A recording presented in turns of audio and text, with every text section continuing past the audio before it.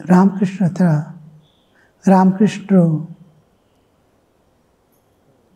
ದಕ್ಷಿಣೇಶ್ವರಕ್ಕೆ ಹೋದಾಗ ಅದಕ್ಕೆ ಮುಂಚೆ ಆ ಆನಂದದ ಸಾಗರ ನೋಡ್ತಾ ಇರ್ತೀವಿ. ಬಟ್ ಸುತ್ತಮುತ್ತಲು ಕಷ್ಟ ದುಃಖಗಳು ಇದೇ ಥರ. ರಾಮ ಬಂದಾಗಲೂ ಇದೇ ಪ್ರಾಬ್ಲಮ್ ಇತ್ತು. ಜಗತ್ತು ಹಿಂಗೇ ಇರುತ್ತೆ, ಜಗತ್ತು ಪರಿವರ್ತನೆ ಆಗಲ್ಲ. ಆಮೇಲೆ ಯುಗ ಪರಿವರ್ತನೆ ಆದಂಗೆ ಬ್ಯಾಡ್ ಟು ವರ್ಸ್ ಹೋಗ್ತಾ ಇರುತ್ತೆ.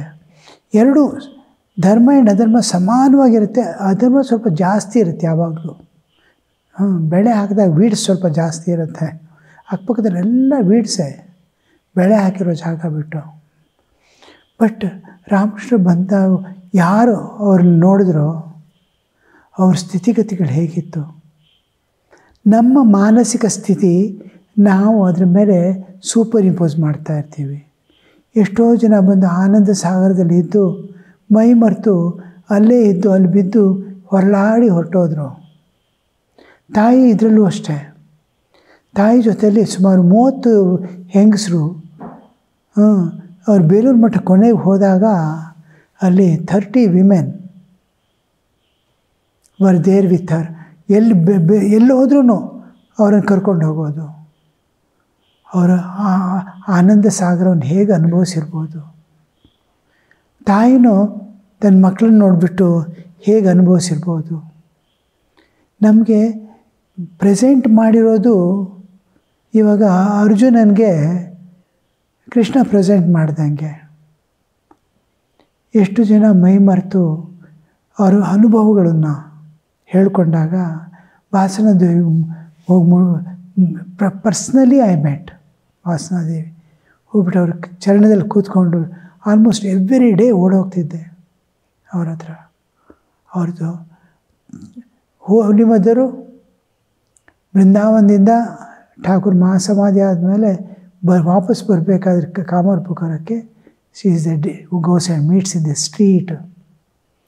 ಆಮೇಲೆ ತಾಯಿದ ಮಹಾಸಮಾಧಿ ಆಗೋವರೆಗೂ ವಾಸನಾದೇವಿ ವಿತ್ ಹರ್ ನೆರಳಿದ್ದಂಗೆ ಎಂದು ಬಿಟ್ಟಿರಲೇ ಇಲ್ಲ. ಜನ ಮಟ್ಟಿಗೆ ಹೋದ್ರೆ ಅವ್ರ ಜೊತೆ ಬರೋದು, ವಾಪಸ್ ಬಂದರೆ ಅವ್ರ ಜೊತೆಲಿ ಬರೋದು. ಅವರು ಏನು ಸ್ಥಿತಿಯನ್ನು ಪ್ರಾಪ್ತಿ ಮಾಡಿದ್ರು, ಯಾವ ಸ್ಥಿತಿಯಲ್ಲಿದ್ದರು. ಅವ್ರು ಹೇಳ್ತಾರೆ, ನಮಗೆ ಉಡೋಕ್ಕೆ ಬಟ್ಟೆ ಇರಲಿಲ್ಲ, ತಿನ್ನೋಕ್ಕೆ ಅನ್ನ ಇರಲಿಲ್ಲ, ಆನಂದಕ್ಕೆ ನಮಗೆ ಅಭಾವನೇ ಇಲ್ಲ. ಈ ಬುದ್ಧ ಹೊರಗಡೆ ಬಂದು ನೋಡಿದಾಗ ಎಲ್ಲ ಆಳ್ತಾ ಇದ್ದಾರೆ. ಫಸ್ಟ್ ನೋಡೋದು ಹೆಣ, ನೆಕ್ಸ್ಟ್ ನೋಡೋದು ಮುದುಕ, ಮೂರನೇ ನೋಡೋದು ರೋಗಿ. ಒಬ್ಬ ಏನು ಬಟ್ಟೆ ಇಲ್ಲ ಏನೂ ಇಲ್ಲ, ಒಂದು ಕೌಪಿನ ಹಾಕೊಂಡು ಮರದ ಕೆಳಗಡೆ ಕೂತಿದ್ದಾನೆ, ಆನಂದ ಸಾಗರದಲ್ಲಿ ತೇಲ್ತಾ ಇದ್ದಾನೆ. ಅದನ್ನು ನೋಡ್ಬಿಟ್ಟು ಅವನಿಗೆ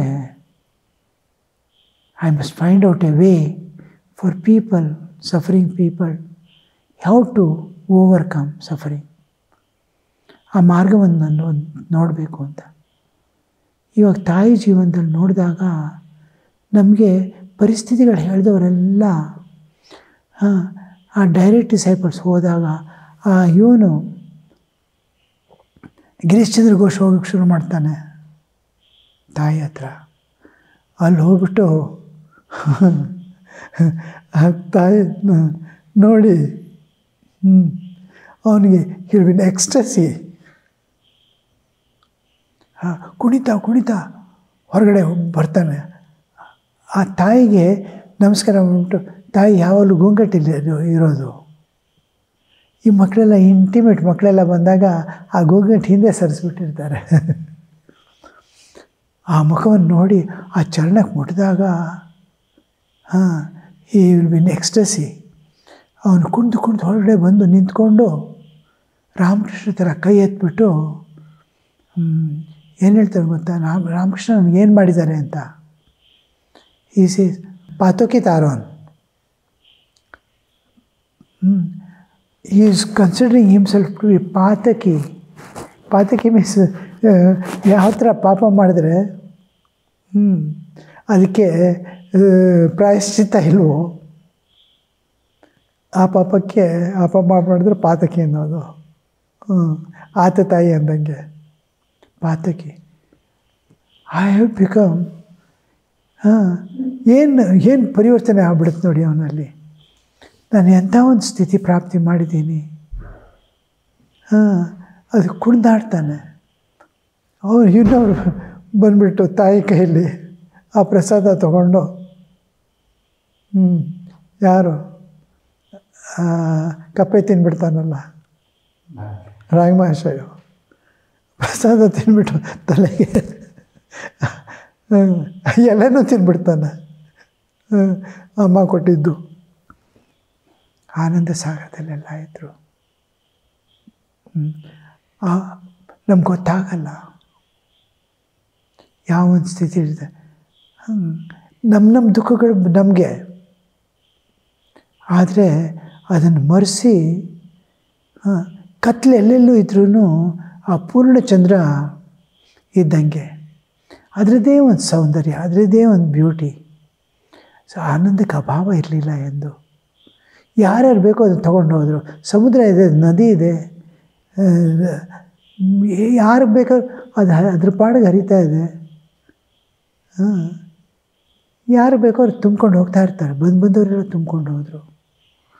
ತಾಯಿ ಹೇಳ್ತಾರೆ, ರಾಮಕೃಷ್ಣನಿಗೆ 2ನೇ ಸತಿ ಮದುವೆ ಆದಮೇಲೆ 2ನೇ ಸತಿ ನಾನು ಮೀಟ್ ಮಾಡಿದೆ.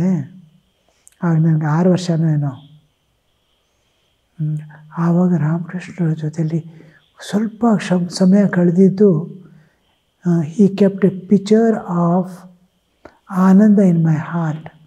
ಒಂದು ಘಟವನ್ನಿಟ್ಟರು, ಆನಂದದ ಘಟ. ಅದು ಎಂದೆಂದೂ ಬತ್ತೋಗಿಲ್ಲ. ಇಟ್ ಈಸ್ ದೇರ್ ಕಾನ್ಸ್ಟೆಂಟ್ಲಿ ಆನಂದದ. ಸೊ ಅದು ವ್ಯಕ್ತಿಗತವಾಗಿ ಅನುಭವಿಸೋದು. ಜಗತ್ತಿಗೆ ಇರುತ್ತೆ. ರಾಮ ಇರಲಿ, ಕೃಷ್ಣ ಇರಲಿ. ಆಮೇಲೆ ರಾಮಕೃಷ್ಣಗೆ ಇದು ಕೇಳ್ತಾರೆ, ಇದರ ಪರಿಸ್ಥಿತಿ ಯಾಕೆ ಅಂದರೆ, ಜಟಿಲ ಕುಟಿಲ ಇಲ್ಲದೆ ಇದ್ದರೆ ಇದು story will not move, it's A part of the game ಅಂತ. ಸೊ ಅದೆಲ್ಲ ಇರುತ್ತೆ. ಬಟ್ ಜಸ್ಟ್ ಒಂದು ದೃಶ್ಯ ಎಲ್ಲಿಂದ ದೂರ ರಾಮಕೃಷ್ಣ ಶಾರದಾದೇವಿನೋ ಎಲ್ಲೋ ಇದ್ದಾರೆ, ನಮ್ಗೆ ಹತ್ರನೂ ಹೋಗೋಕ್ಕಾಗಿಲ್ಲ. ಅದಕ್ಕೆ ಇಂಟ್ರೆಸ್ಟೂ ಇಲ್ಲ ನನಗೆ. ಅದು ರಾಮಕೃಷ್ಣದ್ದು ಗೊತ್ತೂ ಇಲ್ಲ. ಎಲ್ಲೋ ರಸ್ತೆಯಲ್ಲಿ ಹೋಗ್ತಾ ಇದ್ದೀನಿ, ಅವ್ರ ಪಾಡಿಗೆ ಅವರು ಹೋಗ್ತಾ ಇದ್ದಾರೆ. ಅವ್ರ ದೃಷ್ಟಿ ನನ್ನ ಮೇಲೆ ಬಿತ್ತೋ ಗೊತ್ತಿಲ್ಲ, ನನ್ನ ದೃಷ್ಟಿ ಅಂತೂ ಅವ್ರ ಮೇಲೆ ಬಿತ್ತು. ಬಟ್ ಐ ವಾಸ್ ರಿಲೆಕ್ಟೆಂಟ್ ಟು ಆ ಥರದ್ದು ಒಂದು ಸುಮ್ಮನೆ ಹಂಗೆ ನೋಡಿಬಿಟ್ಟು ಹೊರಟೋಗಿರ್ತಾರೆ. ಇಬ್ಬರು ಇಟ್ಕೊಂಡು ಹೋಗ್ತಾ ಇರೋದು ಆ ಕಡೆ ಈ ಕಡೆ.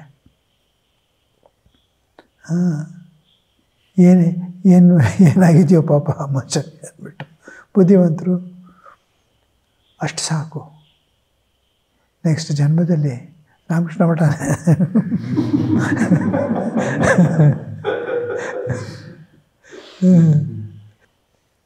That is the power of their life. And ಅದಕ್ಕೆ ತೀರ್ಥ ಕ್ಷೇತ್ರಕ್ಕೆ ಹೋಗೋದು. ಇವಾಗ ನೋಡಿದ್ವಲ್ಲ ದೇರಾ ಬುಕ್, ಅದು. So how it was ಎನ್ಲೈಟ್ನಿಂಗ್. ನಮ್ಮ ಜೀವನ ಉದ್ಧಾರ ಮಾಡಿಬಿಡುತ್ತೆ.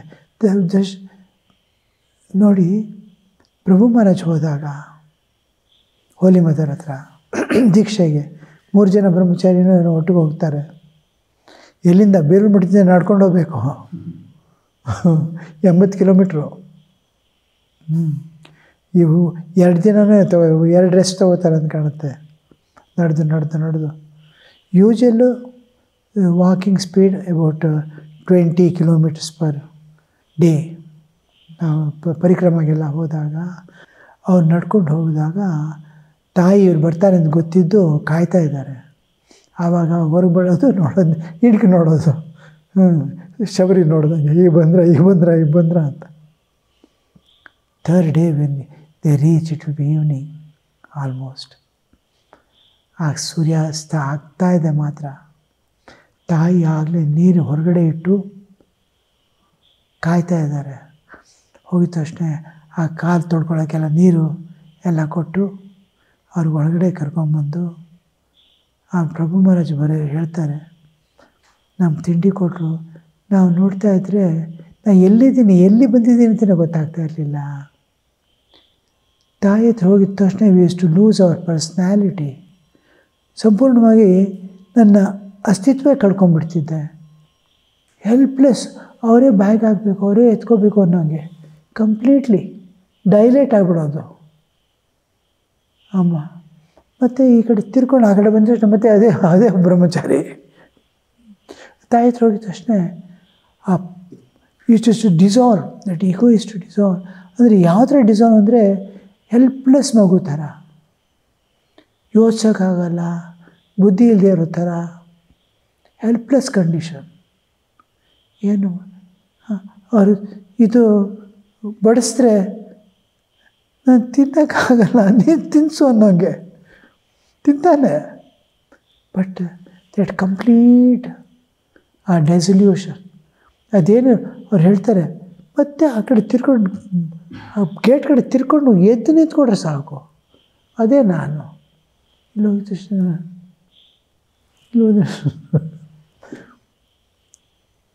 ಅದೇನೊಂದು ಈ ಅಸ್ತಿತ್ವ ಇರ್ಬೋದು. What that magnetic personality would have been there.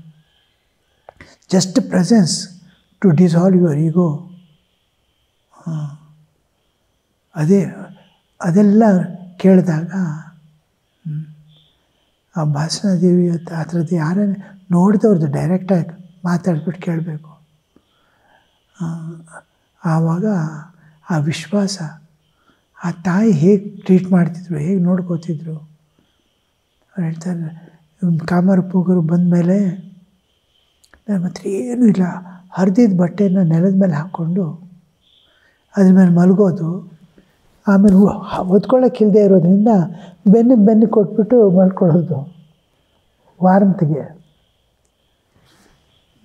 ಆ ಥರ ದಿನಗಳು ಕಳೆದ್ವಿ. ಬಟ್ ಆನಂದಕ್ಕೆ ಅಭಾವವಿರಲಿಲ್ಲ. ತಾಯಿನೇ. ಆ ತಾಯಿ ಯಾವ ತಾಯಿ ಅಂದರೆ the mother of our souls. ಈ ಶರೀರಕ್ಕೆ ಜನ್ಮ ಕೊಟ್ಟವ್ರು ಇದ್ದಾರೆ ಯಾರೋ. ಬಟ್ ಆಧ್ಯಾತ್ಮಿಕ ಜಾಗೃತಿ ಆದಮೇಲೆ ದೇಹಭಾವ ಹೋಗ್ಬಿಟ್ಟು ಜೀವಭಾವ ಬಂದಾಗ ನನ್ನ ತಂದೆ ತಾಯಿ ಯಾರು, ನನ್ನ ತಂದೆ ಜೀವಕ್ಕೆ ಯಾರು ಜನ್ಮ ಕೊಟ್ಟರು. ಈ ಶರೀರಕ್ಕೆ ಅಮ್ಮ ಇದ್ದರು, ಒಂದೊಂದು ಜನ್ಮದಲ್ಲಿ ಒಂದೊಂದು ಅಮ್ಮ ಒಂದೊಂದು ಅಪ್ಪ. ಬಟ್ ಈ ಹೋಗ್ತಾ ಇರೋ ಜೀವಾತ್ಮನಿಗೆ ಯಾರು ಜನ್ಮ ಕೊಟ್ಟರು. ನಾನು ಮನೆ ಬಿಟ್ಟು ಬಂದಾಗ ಮಠಕ್ಕೆ ಸೇರಿದ ಮೇಲೆ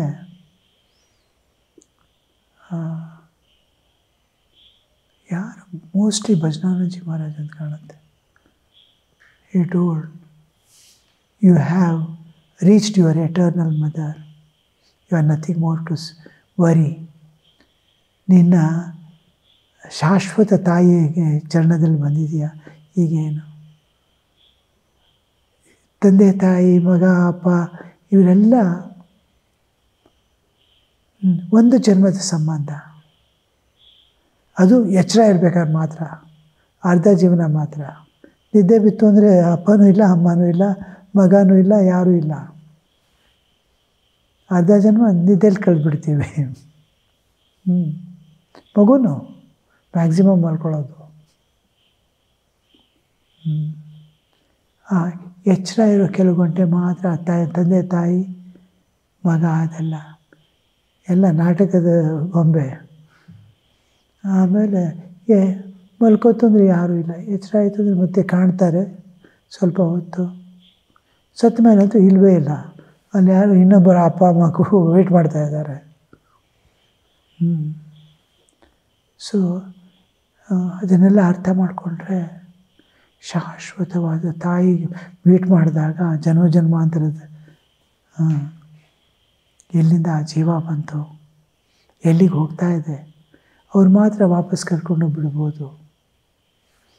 ಅದನ್ನು ಮೀಟ್ ಮಾಡಿದಾಗ ಅದು ಹೇಳೋಕ್ಕೆ ಆಗಲ್ಲ ಏನದು ಅಂತ. We have reached the eternal life at the feet of the eternal mother. ಓಂ ಶಾಂತಿ ಶಾಂತಿ ಶಾಂತಿ. ಹರಿ ಓಂ ತತ್ಸತ್. ಶ್ರೀರಾಮಕೃಷ್ಣಾರ್ಪಣಮಸ್ತು.